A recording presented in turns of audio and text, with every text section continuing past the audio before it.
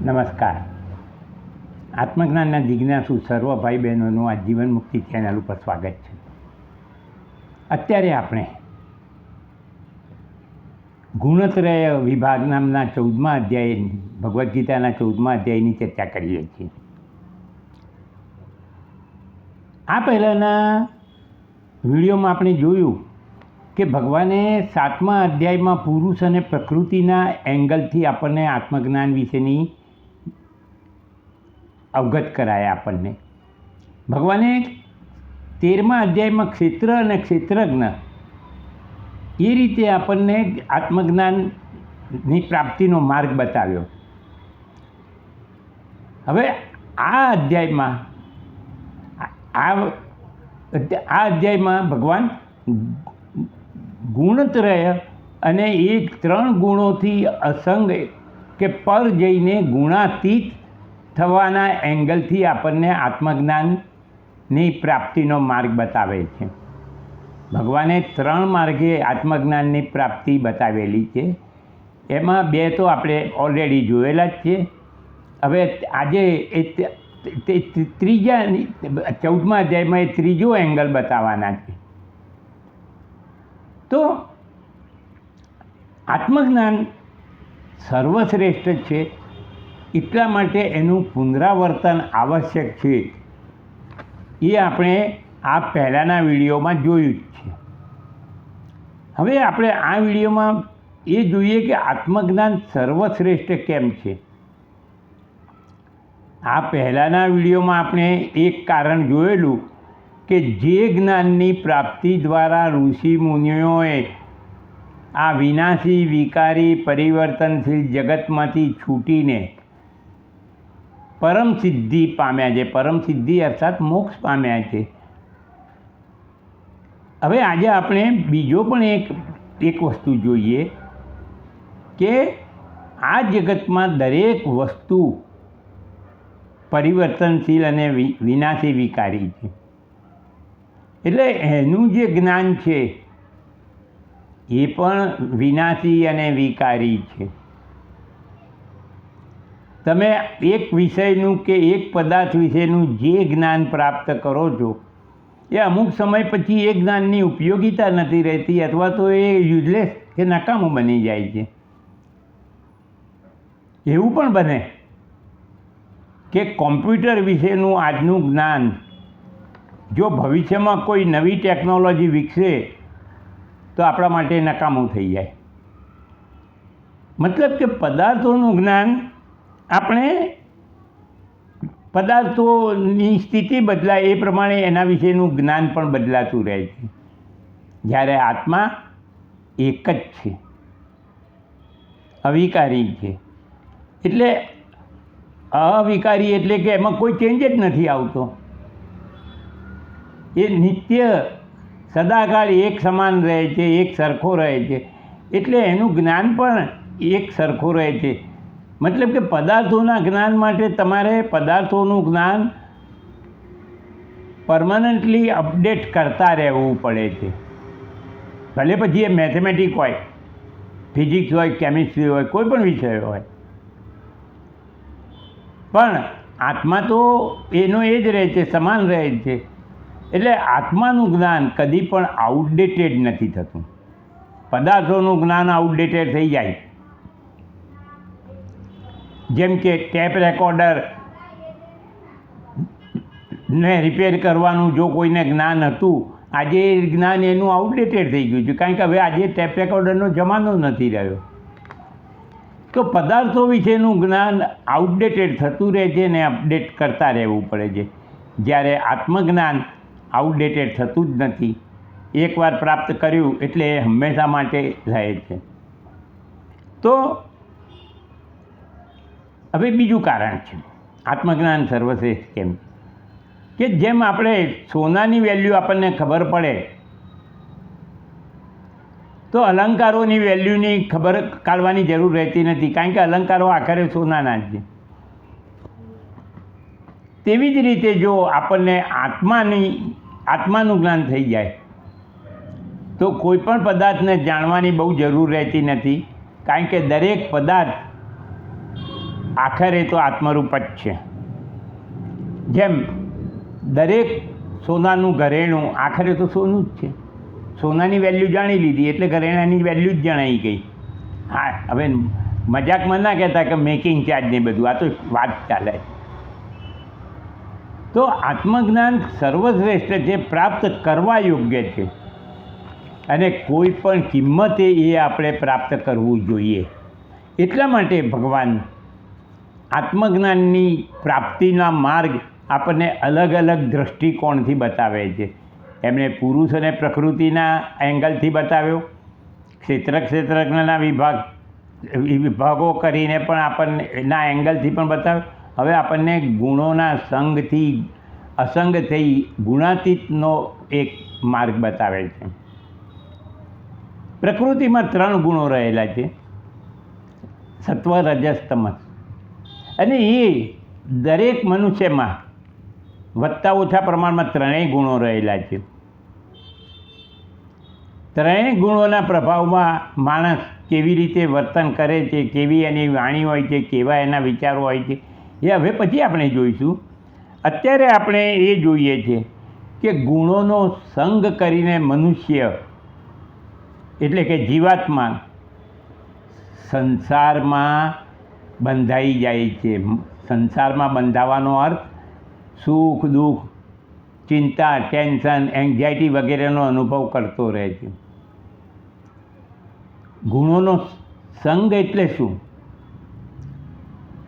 તો ગુણોનો સંગ એટલે કે એ ગુણો પ્રકૃતિમાં રહેલા છે. આપણે આ પહેલાં ચર્ચા થઈ ચૂકી છે કે આત્મા, જીવાત્મા પ્રકૃતિથી સંપૂર્ણ ભિન્ન અને અસંગ છે. પ્રકૃતિ વિકારી વિનાશી છે, જીવાત્મા અવિકારી અવિનાશી છે. એ બેનો કોઈ જગ્યાએ મેળ નથી બેસતો. બંને સંપૂર્ણ ભિન્ન લક્ષણોવાળાને અસંગ જ છે. પણ એ પ્રકૃતિના ગુણોને પોતાના ગુણો માનવા એ જીવાત્માએ ગુણો સાથે કરેલો સંગ છે. અને એ ગુણોના કારણે જીવાત્મા સવારે, મેં કાલે આ પહેલાંના વિડીયોમાં વાત કરી હતી કે જ્યારે તમે સત્વગુણના પ્રભાવમાં હોવ, સવારે તમે ખુશનુમા હોવ, કોઈ પણ કારણ કે પદાર્થની ઉપસ્થિતિ હોય કે ના હોય, તમે આનંદિત રહો, તો એમ સમજવાનું કે તમે સત્વગુણના પ્રભાવમાં છો. કોઈ કારણસર તમે અચાનક જ ક્રોધિત થઈ જાઓ, તેમ માનવાનું, અહંકારી વલણ આવી જાય સાંજે કે બપોરે, તેમ માનવાનું કે તમે તમોગુણના પ્રભાવમાં છો. મતલબ શું કે 3 ગુણોમાંથી 3 ગુણો વધતા ઓછા પ્રમાણમાં મનુષ્યમાં રહેલા છે અને દરેક ક્ષણે બદલાતા રહે છે. અને એ ગુણોના સંગને લીધે મનુષ્યની મનોદશા બદલાતી રહે છે, એનું વલણ બદલાતું રહે છે, એના વિચારો બદલાતા રહે છે, એની વૃત્તિઓ બદલાતા રહે છે. અને એ બદલાતા વિચારો, વૃત્તિઓ, વલણો, કર્મોથી જ એ સંસારમાં બંધાયેલો છે. આપણે એ પણ જોઈશું કે સત્વગુણ સુખાશક્તિથી બાંધે છે, રજોગુણ કર્મો અને કર્મફળોની પરિણામોની ચિંતાથી બાંધે છે, તમસ ગુણ આળસ નિદ્રાથી બાંધે છે. મતલબ 3 ગુણો કોઈ ને કોઈ રીતે બાંધતા જ હોય છે. અને મનુષ્યએ જો આત્મજ્ઞાનની પ્રાપ્તિ કરવી હોય તે 3 ગુણોનો સંગ છોડવો પડે અને ગુણાતીત, બિયોન્ડ ધ ગુણા જવું પડે. એ બધું આપણે જોઈશું કે કઈ રીતે ગુણોનો સંગ છોડવો. પણ અત્યારે તમે એ સમજો કે ગુણો કેવા છે, એનો પ્રભાવ કેવો છે, બધું જ આપણે જોઈશું. આ તો હજી પહેલો જ શ્લોક ચાલે કે એ ગુણોનો સંગ મનુષ્યને સંસારમાં બાંધી રાખે છે. આ પહેલાંના વિડીયોમાં મેં તમને થોડુંક સમજાવ્યું હતું કે તમે સુખી કે તમે દુઃખી નથી, મન તમારું સુખી કે દુઃખી છે. તમે તો સુખ અને દુઃખ બંનેના સાક્ષી છો. આત્મા સુખી નથી થતો કે આત્મા દુઃખી નથી થતો. મન સુખી કે દુઃખી થાય છે. કલ્પનાઓની અનુસારનું હોય તો સુખી, કલ્પનાઓની વિરુદ્ધ જાય તો દુઃખી. અને કશું આપણું ધારેલું હોતું જ નથી. તો હવે આપણે 14મા અધ્યાયના પહેલા શ્લોક ઉપર વિચારીએ કે ભગવાને 14મા અધ્યાયમાં પ્રથમ શ્લોકમાં જ પ્રથમ લાઈનમાં જ એકી સાથે બે સમાનાર્થી શબ્દોનો પ્રયોગ કર્યો છે. એક છે પરમ અને બીજો છે ઉત્તમમ. તો વિદ્વાનો આ બાબતની ચર્ચા કરે છે, કારણ કે વેદો અને ઉપનિષદોમાં એવો નિયમ છે કે એકની એક વાત રિપીટ ના થવી જોઈએ, એક શબ્દ રિપીટ ના થવો જોઈએ. તો ભગવાન સમાનાર્થી એક જ શબ્દ બે શબ્દોનો પ્રયોગ એક જ લાઈનમાં કેમ કરે છે? તો એના ઉત્તરમાં આદિ શંકરાચાર્ય એમ કહે છે કે ભગવાને જે પરમ શબ્દનો જે પહેલો જ ઉપયોગ કર્યો છે, શ્લોકના પહેલા શ્લોકમાં જ પહેલો જ શબ્દ છે, એ આત્મજ્ઞાન સર્વશ્રેષ્ઠ છે એવું કહેવા માટે છે. અને બીજો જે પ્રયોગ ઉત્તમમ કર્યો છે એનો પણ અર્થ સર્વશ્રેષ્ઠ છે. એ આત્મજ્ઞાનનું ફળ પણ સર્વશ્રેષ્ઠ છે એવું બતાવવા માટે છે. મતલબ કે પહેલું પરમમ આત્મજ્ઞાન સર્વશ્રેષ્ઠ છે, ઉત્તમમ આત્મજ્ઞાનનું ફળ પણ સર્વશ્રેષ્ઠ છે એ બતાવવા માટે ભગવાને એક સમાનાર્થી શબ્દોનો પ્રયોગ એક જ લાઈનમાં કર્યો છે. આ જ્ઞાનનું ફળ, આત્મજ્ઞાનનું ફળ, જે આપણે કહ્યું ને કે ફળ પણ જ્ઞાનનું ફળ પણ ઉત્તમ છે, તે સર્વશ્રેષ્ઠ છે, તો એ ફળ કયું છે? તે ફળ છે મોક્ષ. મનુષ્ય જીવનના જે 4 મુખ્ય ધ્યેયો છે, ધર્મ, અર્થ, કામ, મોક્ષ, એમાં ધર્મ, અર્થ, કામ તો આપણને ભૌતિક દુનિયામાં જ રાખે છે. ધર્મ એ સત્વગુણનો પ્રભાવની વાત છે, પણ છતાં પણ એ ભૌતિક દુનિયાની જ વાત છે. જો તમારે આત્માના ક્ષેત્રમાં દાખલ થવું હોય તો મોક્ષ પ્રાપ્ત કરવો પડે. અને ભગવાને પોતે 14મા અધ્યાયના બીજા શ્લોકમાં આ જ્ઞાનનું ફળ પણ કહેલું જ છે. એમણે કહેલું જ છે કે ઇદમ જ્ઞાનમ ઉપાશ્રિત્ય મમ સાધર્મ્યમ માગતાહ. એનો અર્થ થાય છે કે આ જ્ઞાનનો આશરો લઈને ઋષિમુનિઓ